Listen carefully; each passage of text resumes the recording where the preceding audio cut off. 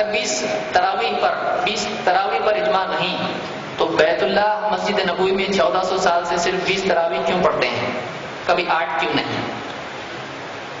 اگر 20 تراویح 20 رکعت تراویح کے بارے میں مسئلہ ہے کہ اگر یہ اس پر اجماع نہیں ہے تو مسجد نبوی میں 1400 سال سے صرف 20 رکعت تراویح کیوں پڑھتے ہیں؟ اگر امام ترمذی کی آپ سنن کھول کے دیکھیں، جامع ترمذی، امام ترمذی نے خود بتلایا کہ مدینہ میں زیادہ 36 رکعت کا معمول تھا، تو مدینہ میں یہ 20 ابھی ہوئی ہیں، ورنہ 36 رکعت کا عام معمول تھا۔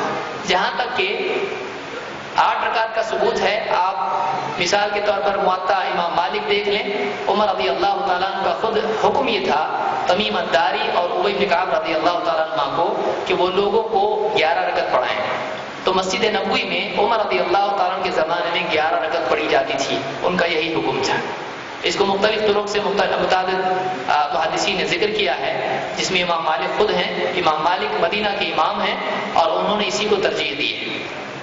مسجد حرام میں یا مسجد نبوی میں کیوں پڑھی جاتی ہے، کیوں نہیں پڑھی جاتی ہیں، اگر اس کو کوئی استدلال یا اس سے کوئی بحث کے طور پر یعنی کہتا ہے، اس سے دلیل لیتا ہے، تو ایسا آدمی صرف اسی کو دلیل نہ بنائے، اور بھی چیزیں وہاں پر ہوتی ہیں۔ وہاں پر نماز کے بعد دعا نہیں ہوتی ہے اجتماعی طور پر، وہاں پر جو تکبیرات یا جو یعنی اقامت کہی جاتی ہے وہ دوہری نہیں ہوتی، یہ کہری ہوتی ہے۔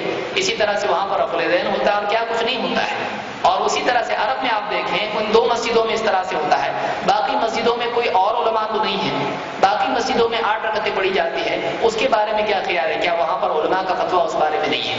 علماء کی جو فتاوی وہاں پر ہے، شیخ بن باز وغیرہ جو وہاں پر رئیس رہ چکے ہیں، وہاں پر ذمہ دار رہ چکے ہیں سارے علماء کے اوپر، ان کا خود فتویٰ یہی تھا کہ اللہ کے نبی صلی اللہ علیہ وسلم کی سنت یہی ہے کہ 11 رکعت پڑھی جائیں وتر کے ساتھ میں۔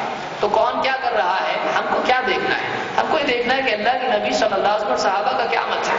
ایک طرف یہ دعویٰ کہ اللہ کے نبی کے طریقے پر چل رہے ہیں، نبی سے ثابت ہے، دوسری طرف مسجد حرام والے ایسا کر رہے ہیں ویسا کر رہے ہیں، یہ مسلمان کا شعار اور طریقہ نہیں ہے۔ یہ ان سے پوچھیں، ہم جو عمل کر رہے ہیں اگر وہ مسجد حرام میں آج جو لوگ ذمہ دار ہیں ان کی وجہ سے کر رہے ہوتے تو ہم کو جواب دینے کا، آپ کو سوال پوچھنے کا حق تھا۔